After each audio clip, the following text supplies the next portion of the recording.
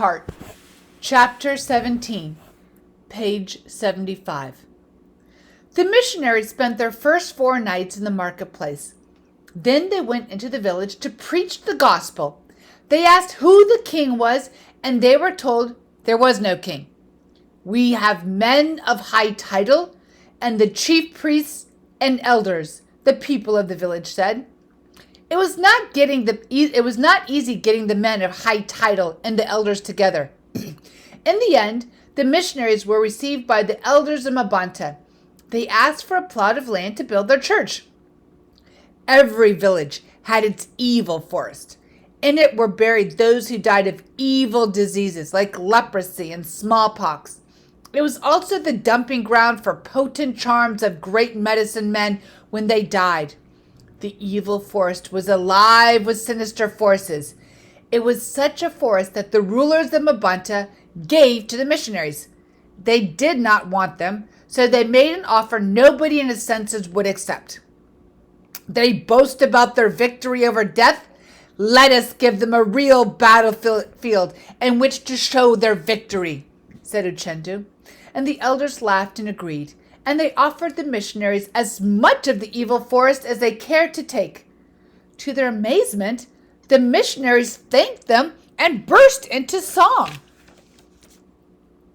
"They do not understand," said some of the elders, "but they will understand when they go to their plot of land tomorrow morning."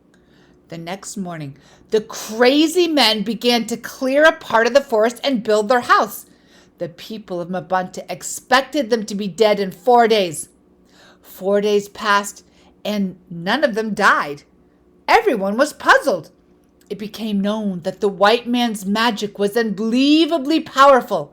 Not long after, he won his first 3 converts. Although Nioi had been attracted to the new faith from the first day, he kept it secret. He dared not go too close to the missionaries for fear of his father. But when they preached in the marketplace, Nioi was there. "We have now built a church," said Mr. Kiaga, the interpreter, "and we want you to come in every 7th day to worship the true God."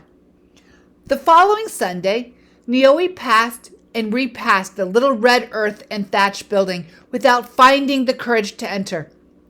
He heard singing that was loud and confident, and Nioi finally returned home.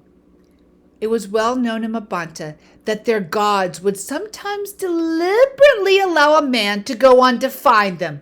Even in such cases, they only allowed 28 days. Beyond that limit, no man could go. So excitement mounted in the village. The villagers were so certain about the doom that awaited the missionaries that 1 or 2 converts thought it wise to suspend their faith in the new God. At last the day came by which the missionaries should have died. But they were still alive, building a new house for their teacher, Mr. Kiaga. That week, they won a handful more converts, and for the first time, they had a woman, Naneka, the wife of Amadi, a prosperous farmer. She was about to give birth. Naneka had had 4 previous pregnancies and childbirths. Each time, she had borne twins, and they had been immediately thrown away. Her husband and his family were already becoming highly critical of such a woman, and were not upset when she fled to join the Christians. It was good riddance. One morning, Okwanko's cousin, Amiku, was passing by the church on his way home from the next village when he saw Nioi among the Christians. He was greatly surprised, and when he got home, he went straight to Okwanko's hut and told him. Okwanko sat unmoved. It was late afternoon before Nioi returned. He went into his father's hut and saluted him, but Okwanko did not answer. Nioi turned to leave when his father, suddenly overcome with fury, sprang to his feet and gripped him by the neck. "Where have you been?" he stammered, and Nioi struggled to free himself. "Answer me!" roared Okwanko, "before I kill you!" and he seized a heavy stick and hit him. "Answer me!" he roared again. Nioi stood looking at him and did not say a word. The women were screaming outside, afraid to go in. "Leave that boy at once," said a voice. "Oh, leave that boy at once," said a voice. It was Okonkwo's uncle, Uchendu. "Are you mad?" Okonkwo did not answer, but he let go of Nioi, who walked away and never returned. He went back to the church and told Mr. Kiaga that he had decided to go to Umuofia, where the white missionary had set up a school to teach young Christians to read and write. Mr. Kiaga's joy was very great. "Blessed is he who forsakes his father and mother for my sake," he said. Nioi did not fully understand, but he was happy to leave his father.